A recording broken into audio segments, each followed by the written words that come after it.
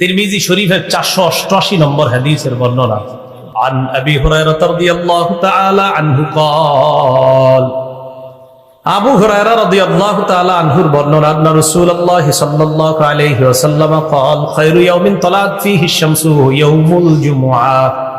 নবীজি বলেন দিনের মধ্যে, আজকে বুধবার, কালকে বৃহস্পতিবার, পরে শুক্রবার, এই যে দিনের মধ্যে শ্রেষ্ঠ দিন হলো শুক্রবার। ফিহি খুলিকা আদম, শুক্রবার দিন আদম নবীরে বানানো হয়েছে। ওয়াফিহি উদখিলাল জান্নাহ, শুক্রবার দিন জুমার দিন আদম নবীরে জান্নাতে প্রবেশ করানো হয়েছে। ওয়াফিহি উখরিজা মিনহা, শুক্রবার দিন আদম নবীকে জান্নাত থেকে বের করা হয়েছে। বলেন আব্বা আদমরে কিবারে বানানো হয়েছে? জান্নাতে দেওয়া হয়েছে কিবারে? জান্নাত থেকে বের করা হয়েছে কিবারে? নবীজি শেষে বলেন ওয়ালা তাকুমুস সাআতু ইল্লা ফি ইয়াউমিল জুমআহ, কিয়ামতটা যেদিন হবে ওই দিনটাও হবে শুক্রবার। কিয়ামত যেদিন হবে ওই দিনটা হবে কিবার? বলেন কিয়ামতের জ্ঞান কার কাছে? আল্লাহর কাছে। কিয়ামত আল্লাহ কবে প্রকাশ করবে? কিয়ামত কিবারে হবে? কোন বছরের?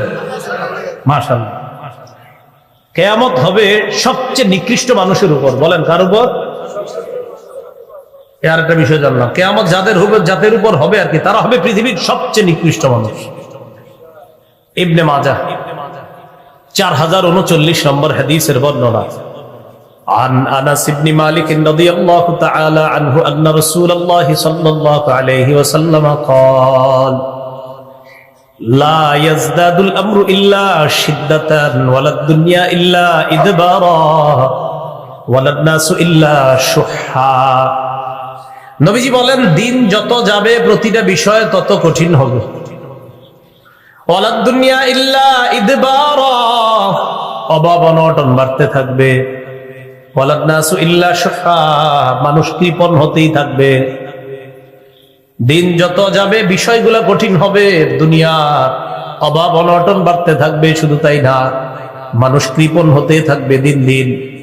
হাদিসের শেষে আল্লাহ নবী বলেন ওয়ালা তাকুমুস সাআতু ইল্লা আলা শিরারিন নাস, কিয়ামত যাদের উপর ঘটবে ওই মানুষগুলো হবে পৃথিবীর সবচেয়ে নিকৃষ্ট মানুষ। নাউজুবিল্লাহ। কিয়ামত যাদের উপর ঘটবে এই জাতীয় মানুষদের থেকে আমাদেরকে সহ আমাদের পরবর্তী যারা আসবে দুনিয়াতে তাদেরকেও যেন আল্লাহ হেফাজত করে। কারণ কিয়ামত যাদের উপর ঘটবে তারা হবে পৃথিবীর সবচেয়ে নিকৃষ্ট মানুষ। এক নম্বর, কিয়ামতের জ্ঞান কার কাছে? দুই, কিয়ামত আল্লাহ কবে প্রকাশ করবে? তিন, কিয়ামত কিবারে হবে? কোন বছরের? চার, কিয়ামতটা কাদের উপর হবে? মনে থাকবে নি? ঠিক এমনি কইবেন, কাউরে কইবেন। কিয়ামতটা যেদিন হবে ইসরাফিল একটা সিংহায় ফু দিবে, সেদিন কিয়ামত হবে। ইসরাফিল সিংহাটা মুখে নিয়ে মাথাটা ঝুঁকায়া কানটা খাড়া করে রাখছে। সুবহানাল্লাহ। সিংহাটা মুখে, মাথাটা ঝুঁকায়া রাখছে, কানটা খাড়া করে রাখছে। নবীজি যে হাদিসটা বলছেন, এই হাদিসটা মন দিয়ে শোনেন। আর হাদিসের শুরুতে নবীজি যে কথাটা বলছে, এই কথাটা আজকে রাত্রে সহ প্রত্যেকদিন কয়েকবার স্মরণ করবেন বিছানায় মাথাটা লাগায়া। আল্লাহর পরে যিনি শ্রেষ্ঠ কে? তিনি বলেন মুহাম্মদ সাল্লাল্লাহু আলাইহি সাল্লাম। তিনি কি বলে দেখেন, তিরমিজি শরীফের বর্ণনা 3243 নম্বর হাদিস, 3243 নম্বর হাদিসের বর্ণনা। এই হাদিসের মধ্যে নবীজি বলেন আন আবি সাঈদ আল খুদরি রাদিয়াল্লাহু তাআলা আনহু আন্না রাসূলুল্লাহ সাল্লাল্লাহু আলাইহি ওয়াসাল্লাম قال, নবীজি বলেন কাইফা আনামু ওয়া ক্বাদ ইলতাকামা সাহিবুল কারনিল কারনা ওয়া হানা জাবহাতা ওয়া আসগা সামা ইয়ানতাজিরু আইয়ুমার আইয়ানফুখা ফায়ানফুখা ফিহা। নবীজি বলেন আমি কিভাবে আনন্দ করব বলো তো? নবীজি বলেন এই বলো আমি কিভাবে আনন্দ করি? আরে আমি আনন্দ উল্লাসটা করব কিভাবে? সিংহাওয়ালা তো সিংহা নিয়ে অপেক্ষায় রয়েছে। আমি আনন্দটা করি কিভাবে? আমার টেনশন হইতেছে, সিংহাওয়ালা সিংহাটা মুখে নিয়ে অপেক্ষা আছে। নবীজি কয় এই টেনশনে আমি আনন্দই করতে পারতেছি না। নবীজি বলতেছে যে সিংহাওয়ালা সিংহাটা মুখে নিয়ে বসে রয়েছে, আমি এই টেনশনে আনন্দ করতে সুযোগ পেতেছি না। আমার টেনশন হইতেছে সিংহাওয়ালা কখন ফুদিয়ে দেয়। কয় কিভাবে আছে জানো? হানা জাবহাতা, কয় মাথাটা ঝুঁকে রাখছে, কানটা খাড়া করে রাখছে। ইয়ান্তাজিরু আইয়ুমারা আইয়ানফুখা, অপেক্ষা আছে কখন সিংহায় ফু দেওয়ার হুকুম করবে। ফায়ানফুখা, ফু দেওয়ার হুকুম করতে দেরি, ফু দিতে দেরি হবে না। সাহাবীগণ বললেন ফাকাইফা নাকুলু ইয়া রাসূলুল্লাহ, তখন আমরা কি বলবো, আমাদেরকে একটু জানায়া দেন, এই জাতীয় পেরেশানির সময় আমরা কি পড়ব? নবীজি বললেন কুলু, তোমরা পড়বা হাসবুনাল্লাহু ওয়া নি'মাল ওয়াকিল। পড়েন তো, তাওয়াক্কালনা আলাল্লাহি রাব্বিনা। নবীজি বলেন এই পেরেশানি হলে তোমরা পড়বা হাসবুনাল্লাহু ওয়া নি'মাল ওয়াকিল, তাওয়াক্কালনা আলাল্লাহি রাব্বিনা। মনে থাকবে নি? হাসবুনাল্লাহু ওয়া নি'মাল ওয়াকিল, তাওয়াক্কালনা আলাল্লাহি রাব্বিনা। কার্যনির্বাহী হিসাবে আল্লাহ আমাদের জন্য যথেষ্ট। হাসবুনাল্লাহ, আল্লাহ আমাদের জন্য যথেষ্ট। নি'মাল ওয়াকিল, তিনি কতই না উত্তম কার্যনির্বাহক, তিনি কতই না উত্তম অভিভাবক, তিনি কতই না উত্তম ওকিল।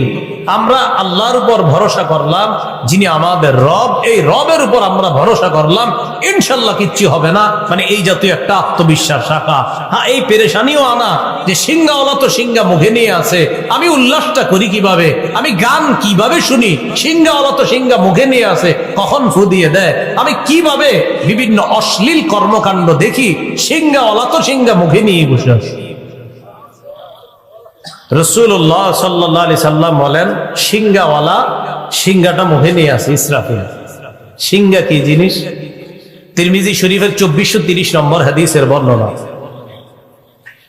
এই হাদিসের বর্ণনাকারী সাহাবীর নাম আব্দুল্লাহ ইবনে আমর ইবনুল আস রাদিয়াল্লাহু তাআলা। তিনি বলেন জাআ আরাবিয়ুন ইলা রাসূলিল্লাহি সাল্লাল্লাহু আলাইহি ওয়াসাল্লাম, এক গ্রাম্য ব্যক্তি রাসূলুল্লাহ সাল্লাল্লাহু আলাইহি সাল্লামের কাছে আসলেন।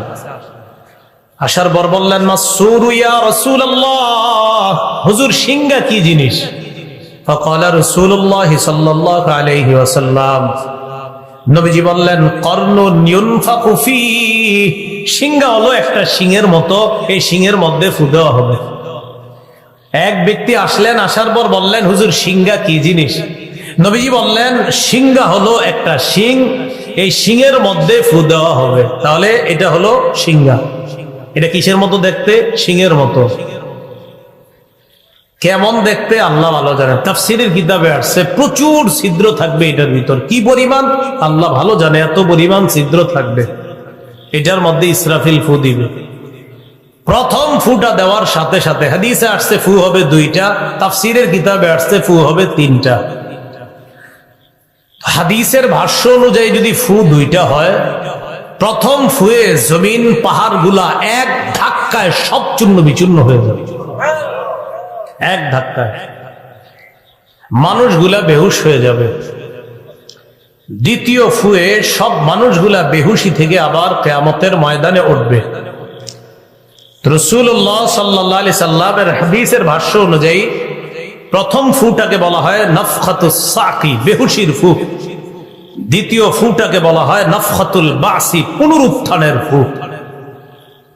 সূরাতুল হাক্কার 13 থেকে 18 নম্বর আয়াতে আল্লাহ বলেন ফাইদা নুফিখা ফিস সূরি নাফখাতু ওয়াহিদা, সিংহার মধ্যে যখন ফু দেওয়া হবে একটা মাত্র ফু, ওয়া হুমিলাতিল আরদু ওয়াল জিবাল ফাদুক্কাতা দাক্কাতা ওয়াহিদা, প্রথম ফুয়ের সাথে সাথে জমিন পাহাড় পর্বতগুলা যা আছে সব এক ধাক্কায় চূর্ণ বিচূর্ণ হয়ে যাবে।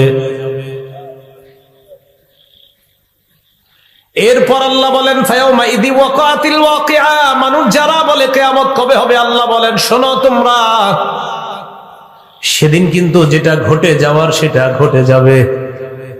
বাংলাটা মনে রাখেন, কি করে আল্লাহ দেখেন, সেদিন কিন্তু যেটা ঘটার সেটা ঘটে যাবে।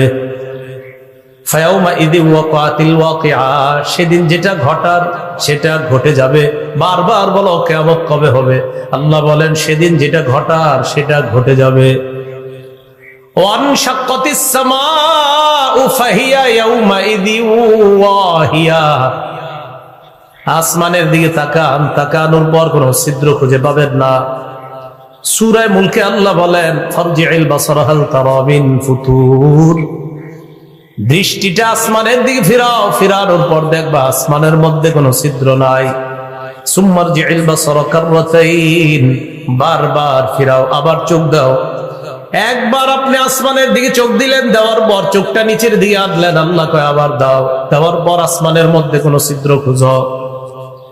লম্বা সময় তালাশ করে কোনো ছিদ্র খুঁজে পাই না, পাবো কিভাবে? আল্লাহ বলেন ওয়াজআলনাস সামাআ সাকফাম মাহফুজা, আমি আল্লাহ এই আসমান তোমাদের জন্য সংরক্ষণকারী ছাদ হিসাবে বানাইলাম। বলেন তো আমাদের এই দুনিয়ার ছাদের নাম কি? তো কোনো ছিদ্র পাই? আচ্ছা, সিংহায় ইসরাফিল যখন ফু দিবে, আল্লাহ বলেন ওয়ানশাক্কাতিস সামাউ ফাহিয়া ইয়াওমাইযিন ওয়াহিয়া, যে আসমানে আল্লাহ বললেন ছিদ্র তালাশ করার জন্য, তালাশ করে পাই না, আল্লাহ বলেন ইসরাফিল যখন সিংহায় ফু দিবে, ওয়ানশাক্কাতিস সামা, আসমান ফেটে যাবে, ফাহিয়া ইয়াওমাইযিন ওয়াহিয়া, অবিচল আসমান দুর্বল হয়ে যাবে, অচল হয়ে যাবে, চৌচির হয়ে যাবে, টুকরা টুকরা হয়ে যাবে। তাহলে আসমান, জমিন, পাহাড়, পর্বত সব ধ্বংস। আল্লাহ বলেন ওয়াল মালাকু আলা আরজাইহা, চারপাশে ফেরেশতারা থাকবে, ওয়া ইয়াহমিলু আরশা রাব্বিকা ফাওকাহুম ইয়াওমাইযিন সামানিয়া, এর উপরে আপনার রবের আরশটা 8 জন ফেরেশতা বহন করে ধরে রাখবে। সব শেষ হয়ে যাবে, 8 জন ফেরেশতা এইভাবে আরশটা ধরে রাখবে। এরপর আল্লাহ বলেন ইয়াউমাইযিন তু'রাদুনা লা তাখফা মিনকুম খাফিয়া, সেদিন তোমাদেরকে পেশ করা হবে, তোমাদেরকে উপস্থিত করা হবে। লা তাখফা মিনকুম খাফিয়া, সেদিন কোন গোপনীয় জিনিস গোপন থাকবে না। গোপনীয় জিনিস কি থাকবে না? হুজুর কথাটা গোপন রাখেন, দুনিয়াতে বলি না এরকম বইলা, ভাই কথাটা বললাম গোপন রাখেন, কথাটা বললাম গোপন রাখেন, এটা এখানে আল্লাহ বলেন সেদিন কোন গোপনীয় জিনিস গোপন থাকবে না। আমি যা চাবো সেটাই হবে, আমি চাইবো প্রকাশ করতে প্রকাশ হবে, আমি চাবো গোপন রাখতে তো গোপন থাকবে। আমি আল্লাহ যেটা চাবো সেদিন সেটাই হবে। তো এইভাবে যখন আপনার কিয়ামতটা কায়েম হবে, প্রথম ফু, এবার দ্বিতীয় ফু দেওয়ার পরে সব মানুষগুলা উঠবে। তো কিভাবে আমাদেরকে জমা করা হবে? সহিহ বুখারীর বর্ণনা 6527 নম্বর হাদিসের বর্ণনা, আম্মা জান আয়েশা সিদ্দিকা রাদিয়াল্লাহু তাআলা আনহার বর্ণনা, তিনি বলেন ক্বালা রাসূলুল্লাহ সাল্লাল্লাহু আলাইহি ওয়াসাল্লাম তুহশারুনা হুফাতান উরাতান গুরলা, কিয়ামতের ময়দানে তোমাদেরকে উপস্থিত করা হবে খালি পায়ে, উরাতা, দেহের মধ্যে কোনো কাপড় থাকবে না, গুরলা, খতনাবিহীন তোমাদেরকে কিয়ামতের ময়দানে উপস্থিত করা হবে, জমা করা হবে। আম্মা জান আয়েশা সিদ্দিকা রাদিয়াল্লাহু তাআলা আনহা বলেন ইয়া রাসূলুল্লাহ আর-রিজালু ওয়ান-নিসা ইয়ানজুরু বা'দুহুম ইলা বা'দ, নারী পুরুষ সেদিন একজন আরেকজনের দিকে তাকাবে, ব্যাপারটা তো লজ্জার বিষয়, দেখতে কেমন দেখা যায়? হুজুর এটা কেমন দেখা যাবে? মানুষ উলঙ্গ হয়ে উঠবে, পায়ে জুতা থাকবে না, শরীরে কাপড় থাকবে না, খতনাবিহীন, একজন আরেকজনকে দেখলে লজ্জা হবে না? নবীজি যে জবাবটা দিলেন ভাই, আল্লাহ নবী বলে আয়েশা আল আমরু আশাদ্দু মিন আইয়ুহিম্মাহুম যাক, কিয়ামতের ময়দানটা এত ভয়ঙ্কর হবে, মানুষের ধারণার মধ্যেও আসবে না, এত ভয়ঙ্কর, এর চাইতেও আরো বেশি ভয়ঙ্কর হবে কিয়ামতের ময়দান। মনে করেন আজকে থেকে আমি আপনি আমরা চিন্তা করতে থাকলাম কিয়ামতটা মনে হয় এরকম ভয়ঙ্কর হবে, কালকেও চিন্তা করলাম, কিয়ামত পর্যন্ত আমরা সবাই খালি চিন্তা করবো না মনে হয় এর চেয়ে ভয়ঙ্কর, না না না মনে হয় আরো ভয়ঙ্কর। নবী কয় এতটা ভয়ঙ্কর হবে যে কিয়ামত পর্যন্ত আমি আপনি শুধু চিন্তা করব মনে হয় এরকম, মনে হয়। নবী কয় না না না, তোমাদের চিন্তা ধারণারও বাহিরে, এত ভয়ঙ্কর হবে কিয়ামত। তো এখন এই যে ভয়ঙ্কর হবে বলেই ওই যে আম্মা জান আয়েশা সিদ্দিকা বললেন একজন কি আরেকজনের দিকে তাকাবে না? নবীজি বলে আয়েশা এই যে তাকানো এটা তো তোমাদের মনের বিষয়, কিয়ামতের মাঠে এই মনের বিষয়গুলো থেকেও আলাদা হবে ভয়ঙ্কর, বললামই তো। আরে তোমার তো এই চিন্তারই সুযোগ থাকবে না আয়েশা, কিয়ামতের ময়দানে প্রত্যেকটা মানুষ তার নিজেরই নিয়ে এত পেরেশানির মধ্যে থাকবে, পাশের জনের শরীরে কাপড় আছে না নাই এটাও সে দেখার সুযোগ পাবে না। দেখেন তো এই লোক, আমরা পাশে দুইজন, এটা কোনো কথা যে এর দিকে আমি তাকাবো না? নবীজি বলে তোমরা ধারণা করতেছো যে পাশের জন আবার কিভাবে না দেখে। নবী কয় ধারণা করতেই থাকো, কিন্তু কিয়ামতের মাঠের ভয়াবহতা এত ভয়ঙ্কর হবে, পাশের জন কি খালি গায়ে আছে না উলঙ্গ, তুমি নিজের পেরেশানিতে ওর দিকে তাকানোর সুযোগই পাবে না। তাহলে পেরেশানি কেমন হতে পারে? এবার কি অবস্থা হবে সেখানে? সেখানে যারা জাহান্নামী হবে, আল্লাহ না করেন, আল্লাহ হেফাজত করেন, আমাদেরকে যেন জাহান্নামী আল্লাহ না বানায়। আমাদের নাম কারো যদি জাহান্নামী হওয়ার সম্ভাবনাও থাকে, আল্লাহ যেন এখনই তার নামটা সেখান থেকে কেটে জান্নাতি করে দেয়। সহিহ বুখারীর 6532 নম্বর হাদিসের বর্ণনা, قال رسول الله صلى الله عليه وسلم يعرق الناس يوم القيامة حتى يذهب عرقهم 70 ذراعا। নবীজি বলেন কিছু মানুষ কিয়ামতের ময়দানে এমন ভাবে ঘর্মাক্ত হবে, ঘামিয়ে যাবে, তাদের ঘামগুলো 70 গজ পরিমাণ ছড়িয়ে যাবে। শুধু তাই নয়, ইলজিমুহুম ইলজামা হাত্তা ইয়াযহাবা আযানাহুম হাত্তা ইয়াবলুগা আযানাহুম। ঘাম হইতে হইতে এত পরিমাণ হবে, নাক পরিমাণ, কান পরিমাণ। এই মাথা, নাক, কানগুলা একবার ঘামের সাগরের মধ্যে একবার ডুববে আবার উঠবে। আল্লাহ নবী কয় একজনের ঘাম হবে এরকম 70 গজ। কিয়ামতের ময়দানের ঘাম, নাক যাবে ঘামের নিচে, চোখ যাবে নিচে, কান যাবে নিচে, মাথাটা একবার নিচে যাবে আর একবার উপরে উঠবে। এইভাবে পরিস্থিতি চলতে থাকবে।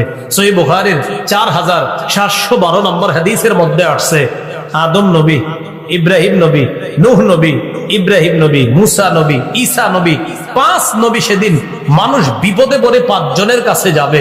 যাওয়ার পর 5 জনই জবাব দিবে, ইন্না রাব্বি ক্বাদ গাদিবা আল-ইয়াওমা গাদবান লাম ইয়াগদাব ক্বাবলাহু মিসলা ওয়া লা ইয়াগদাব বা'দাহু মিসলা।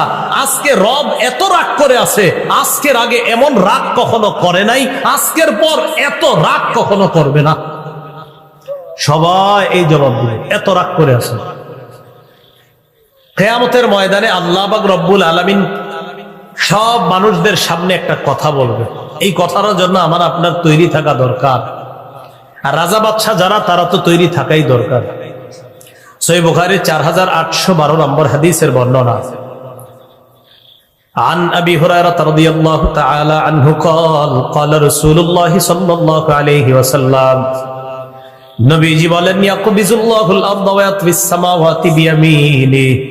পুরা জমিনটাকে আল্লাহ কবজায় নেবেন, সব আসমানগুলা পেঁচায়া কুদরতি ডান হাতের মধ্যে নেবেন, 7টা আসমান পেঁচায়া নেওয়ার পর দেখেন কিয়ামতের ময়দানে আয়েশা আল্লাহ বলবেন আনাল মালিক, আমি বাদশা। আসমান জমিন নিয়ে এসে বলবেন আমি বাদশা। আইনা মুলুকুল আরদ, দুনিয়ার রাজা বাদশারা কোথায়? আল্লাহ বলবেন দুনিয়ার রাজা বাদশারা কোথায়? বাদশা কারে কয় দেখো, 7 আসমান জমিন সব আমার কবজার মধ্যে, তাকেই তো বাদশা বলা হয়। তোমাদেরকে 2-4 দিনের বাদশা বানাইলে কি ভয়ঙ্কর পরিস্থিতি না তোমরা করো। আরে বাদশা কাকে কয় দেখো, আজকে 7 আসমান জমিন সব আমার কবজায়, আমি তো বাদশা। ভয়াবহতা কি পরিমাণ হবে? তিরমিজি শরীফের 2312 নম্বর হাদিসের বর্ণনা, عن أبي ذر رضي الله تعالى عنه قال قال رسول الله صلى الله عليه وسلم নবীজি বলেন ইন্নী আরা মা লা তারাউনা ওয়া আসমাউ মা লা তাসমাউনা। নবী বলেন আমি যা দেখি তোমরা তা দেখো না, আমি যা শুনি তোমরা তা শোনো না। আত্তাতিস সামা ওয়া হুক্কালাহা আনতা ইত্তা। নবীজি বলেন আকাশের মধ্যে, আসমানের মধ্যে কটকট আওয়াজ হচ্ছে। আসমান এইভাবে কটকট আওয়াজ করাটা তার জন্য শোভা পায়। আসমানের মধ্যে কটকট আওয়াজ হইতেছে, আমি নবী এটা শুনতে পাই। কটকট আওয়াজ হইতেছে, জানি আসমান কারে কয়? কয় মাফিহা মাউদিউ আরবা'i আসাবি'a ইল্লা ওয়া মালাকুন ওয়াদি'উন জাবহাতাহু সাজিদান লিল্লাহ। আসমানের এমন 4 আঙ্গুল জায়গা পরিমাণও ফাঁকা নাই যেখানে একজন ফেরেশতা সিজদা করে না। প্রতি 4 আঙ্গুল জায়গার মধ্যে একজন ফেরেশতার সিজদা আছে। নবী বলেন সেখান থেকে কটকট আওয়াজ পাই। এরপর বলে ইন্নী আরা মা লা তারাউনা লাউ তা'লামুনা মা আ'লামু লাদাহিকতুম কালিলান ওয়া লাবাকাইতুম কাসীরা। আমি যা জানি তোমরা যদি তা জানতে তাহলে তোমরা কম হাসতে, বেশি বেশি কান্না করতা। ওয়া মা তালাজ্জাজতুম বিন নিসাই আলা ফুরুশিকুন্না, তোমরা বিবিদের সাথে বিছানায় আনন্দ উল্লাস করতা না। ওয়ালা খরাজতুম ইলা সুউদাতি তাজআরুনা ইলাল্লাহ, তোমরা জঙ্গলের মধ্যে গিয়ে আল্লাহর কাছে আশ্রয় চাইতা আর বলতা লাওয়াদিতু আন আকুনা শাজারাতান তু'দাদ, জঙ্গলে গিয়ে তোমরা বলতা হায় আমি যদি গাছ হয়ে যেতাম এই জঙ্গলের একটা গাছের মতো, তাহলে আমাকে কেটে ফেলা হতো, কেটে ফেলার পর আগুনে জ্বালিয়ে দিয়ে বাস শেষ আমার জীবন, তাহলেই তো ভালো ছিল। কারণ যে অবস্থা, নবী কয় কিয়ামতের ময়দানের এই বিভীষিকাময় মুহূর্ত আর এরপর জাহান্নামের বর্ণনা যদি জানতা তো তুমি নিজে বলতা যে গাছ হইলে আরো ভালো হইতো। কিয়ামতের ময়দানে যাদের ভয়ঙ্কর পরিস্থিতি হবে তাদের মধ্যে এক শ্রেণী হবে বক্তা। তারা বক্তা বক্তা মানে যারা ওয়াজ করে আর কি, বক্তা। বুখারী, মুসলিম, ইবনে মাজাহ, নাসাই সহ হাদিসের অনেকগুলো কিতাবে এক যুগে বর্ণনা হয়। عن أسامة بن زيد رضي الله تعالى عنه قال قال رسول الله صلى الله عليه وسلم, রাসূলুল্লাহ সাল্লাল্লাহু আলাইহি সাল্লাম বলেন জাউ বির-রাজুলি ইয়াউমাল কিয়ামা ফায়ুলকা ফিন-নার, নবীজি বলেন কিয়ামতের ময়দানে এক ব্যক্তিকে আনা হবে, আনার পর তাকে জাহান্নামে নিক্ষেপ করা হবে। দেখেন কি হয়, ফাতানদালিকু আকতাবু বাতনিহি, তার পেটের নাড়ি বুড়িগুলা বের হয়ে যাবে। বের হওয়ার পর ইয়াদুরু হাওলাহা কামা ইয়াদুরুল হিমার বির-রাহা, গাধা যেমন চাক্কির চারপাশে ঘুরে ওই লোকটা তার নারী বুড়ির চারপাশে ঘুরতে থাকবে। ফায়াজতামিউ ইলাইহি আহলুন নার, অন্যান্য জাহান্নামীরা তার কাছে আসবে। কার কাছে? ওই নারী বুড়ি যার বেরিয়েছে। তো অন্য জাহান্নামীরা কি আরামে আছে? আরামে আছে নাকি? কিন্তু এর পরিস্থিতি দেখে এর কাছে আসবে।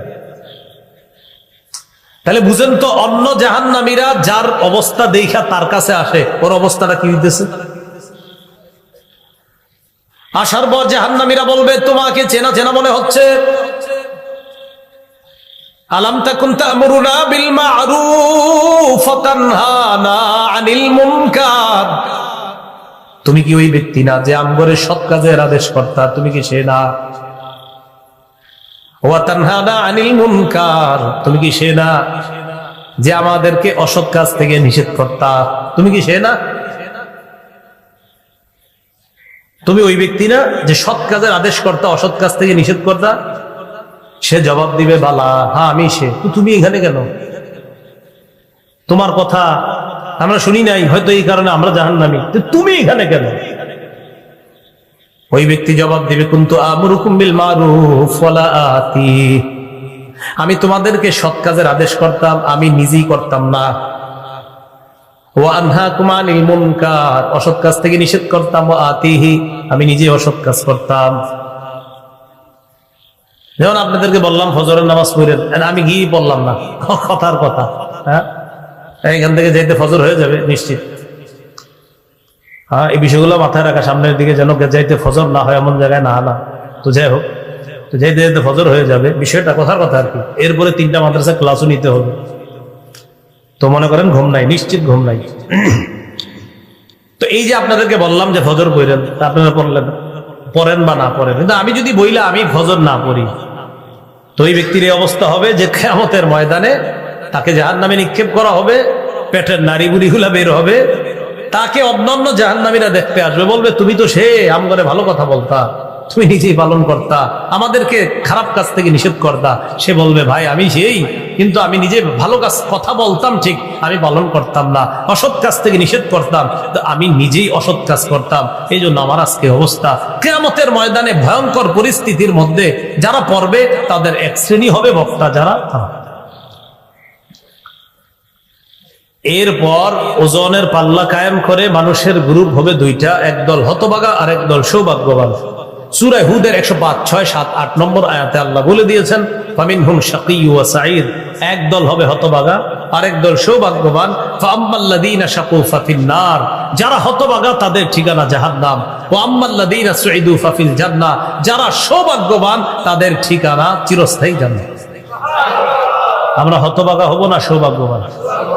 আল্লাহ সকলকে সৌভাগ্যবানদের শামিল হওয়ার তৌফিক দান করেন। কিয়ামতের জ্ঞান কার কাছে? কিয়ামতের প্রকাশটা আল্লাহ করবেন কবে? কিয়ামত কিবারে হবে? কোন বছরের? কে জানে? কিয়ামত কাদের উপর হবে? মাহদি আসবেনি। মাহদি সে হবে যার সাথে নবীর কথা মিলে যাবে। বলেন মাহদি আসবে? বলেন মাহদি কে হবে?